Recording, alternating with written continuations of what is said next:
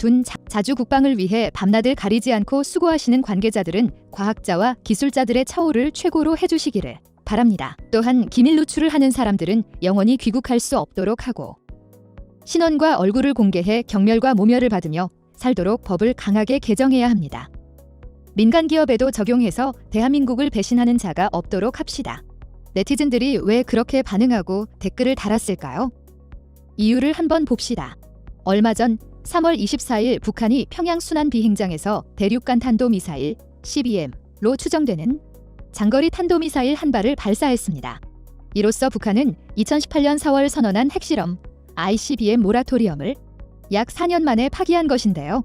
올 들어 11차례 미사일 방사포 실험 끝에 ICBM까지 발사함으로써 결국 우리가 설정한 레드라인을 위협한 것입니다. 이렇듯 한반도 긴장을 급속도로 높인 북한의 도발이 계속해서 이어지고 있는데요. 그런데 최근 한국도 이에 대응해 새로운 미사일 기술을 적용한 시험 발사를 성공했습니다. 이제 우리도 장거리 미사일을 쓸 수 있는 토대가 마련된 것인데요. 작년 한미 미사일 지침이 폐기되고 나서 채 1년도 되지 않아 만들어낸 결과물입니다. 게다가 우리 독자적으로 감시 정찰 체계를 구축하게 될 날이 머지않은 것으로 보이는데요. 과연 어떠한 기술을 개발했고 앞으로 한반도 상황이 어떻게 변화될지 자세히 알아보겠습니다. 그동안 북한의 모라토리엄은 한반도 정세 관리의 중요한 장치였습니다. 2019년 2월 하노이 북미 정상회담 결렬 이후 북한이 긴장 수위를 높여가는 가운데에서도 양국 관계가 그나마 유지될 수 있었던 것은 모라토리엄 덕분이었다고 해도 과언이 아닌데요. 한미 양국이 대화 가능성을 열어놓을 수 있었던 것은 북한이 미국을 사정권 안에 둔 장거리 미사일을 실험하지 않은 덕분이었습니다. 이런 점에서 북한의 ICBM 발사는 현상을 깨는 중대 도발로 볼 수밖에 없습니다. 기존과는 다르게 정부에서도 국가안전보장회의를 소집하고 북한이 ICBM 발사 유예를 스스로 파기했다고 비판한 것도 이 때문입니다. 지난 2월 말부터 2차례 중거리 미사일을 고각 발사했을 때와 달리 백악관도 이번에 성명을 내고 북한을 비난했습니다. 그런데 이번에 북한에서 미사일을 발사하는 과정에서 큰 문제가 발생해 평양 인근 민간 지역에 피해를 입힌 것으로 파악됐다고 하는데요. 이번에 국방부의 비공개 보고를 통해 국회가 밝힌 바에 따르면 북한이 지난 16일 시험 발사한 신형 ICBM 화성 17형이 평양 상공에서 폭발해 파편이 비처럼 쏟아지는 바람에 민간에게 피해가 발생했다고 밝혔습니다.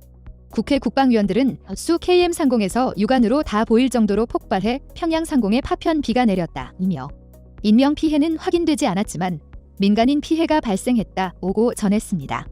군 당국은 애초 고도 20km 이하에서 폭발한 것으로 판단했으나 이날 보고에서는 수 KM 이내라는 표현을 사용한 것으로 보입니다.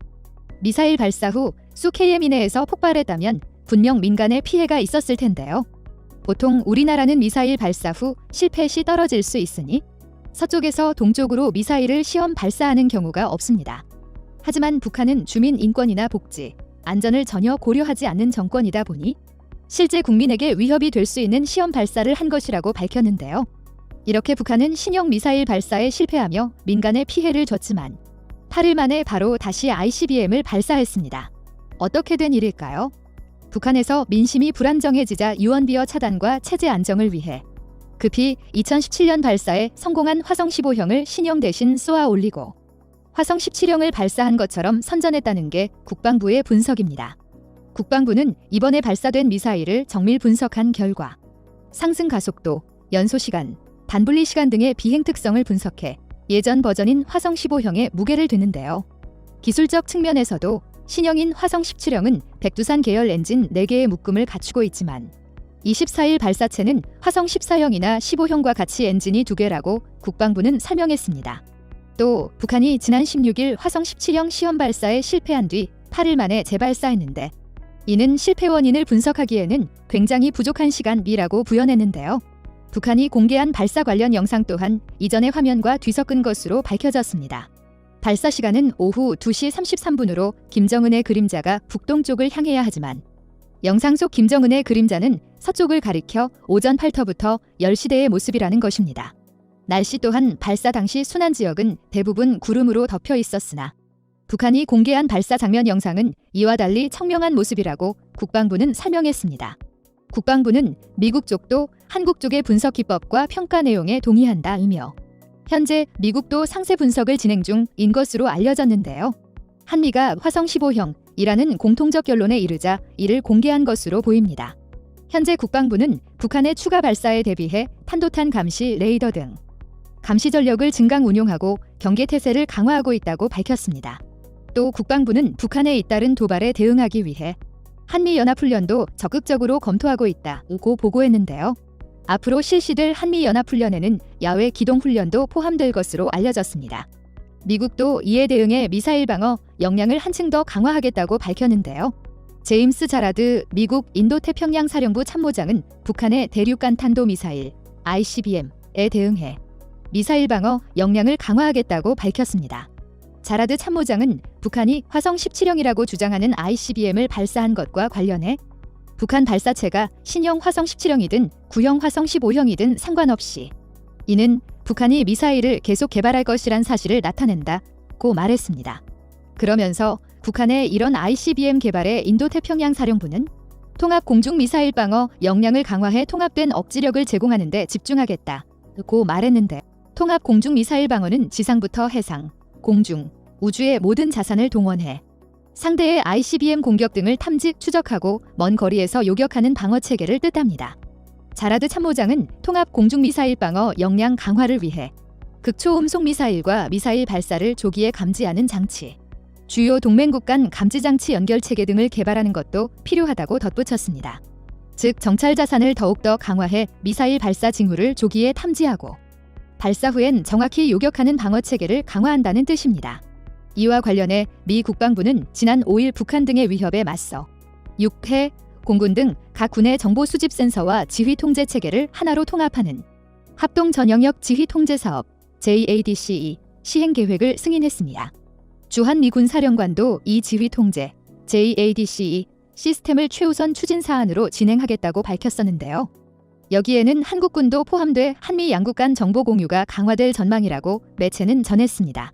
이에 대해 한미연합사 작전참모 출신인 데이비드 맥스웰 선임 연구원은 합동 전영역 지휘 통제와 상호 운용할 수 있는 지휘 통제 구조는 한국군이 책임지고 설계해야 한다며 이는 한국군의 전시 작전권 전환과도 중요한 연결점이 된다라고 말했습니다. 즉, 이러한 감시 정찰 자산과 미사일 요격 체계 및 지휘 통제 시스템이 자주국방에 굉장히 중요한 요소라는 것인데요. 그런데 이러한 감시 정찰 자산을 이제 순수 우리 기술로 만들 수 있을 것으로 보입니다.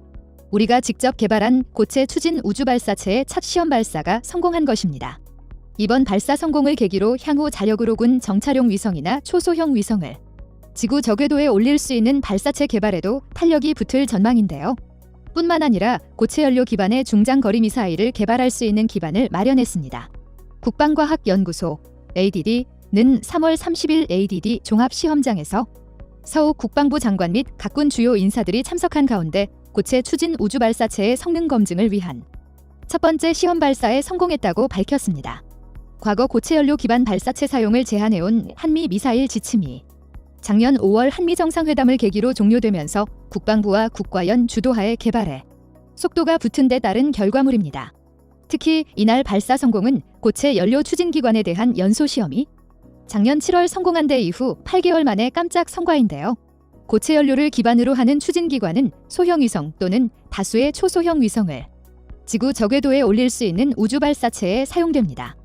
이는 북한 및 주변국의 위협에 따른 정찰 자산을 한층 더 강화한다는 의미에서 굉장히 중요한 기술로 꼽히는데요.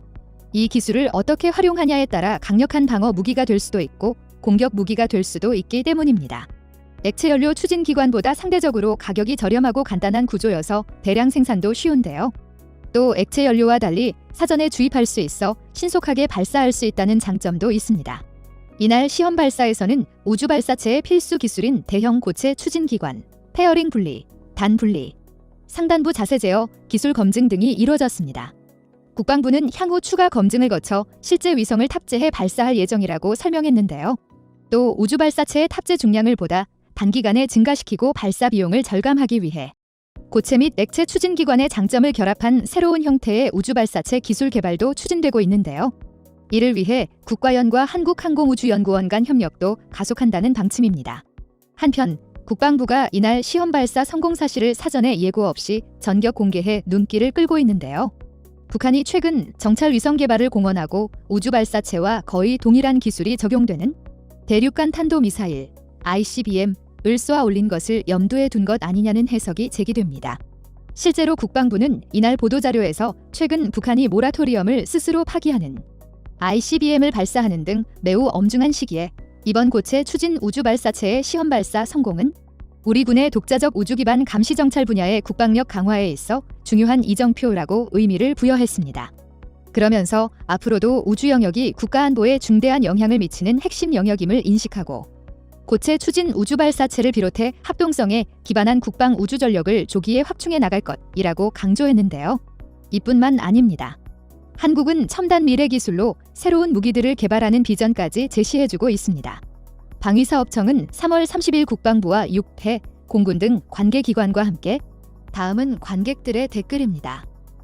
우크라이나 사태를 보면서 자주 국방이 우리의 나아가야 할 길임을 다시금 깨닫네요. 대한민국 화이팅!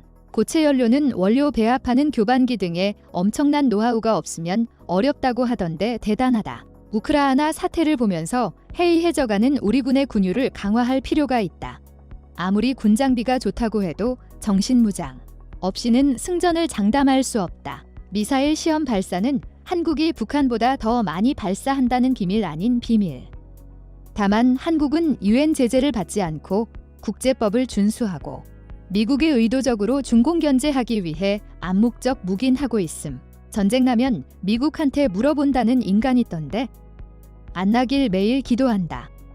전자권 같은 소리 하네. 예전부터 전자권 인질 삼아 무기 판매. 갑질 지금까지 하고 있음. 지금도 전자권이 미국이 있으면 더 좋을 거라 함. 순한 생각. 한국인 몸빵시키기 좋은 전자권이지. 훈련 정말 중요합니다. 실전같이 힘들게 해야 전쟁 시 압도적으로 이길 수 있어요. 컴퓨터로 시뮬레이션 하는 이 정부는 한심하죠. 차기 정부는 훈련 제대로 하시길 바랍니다.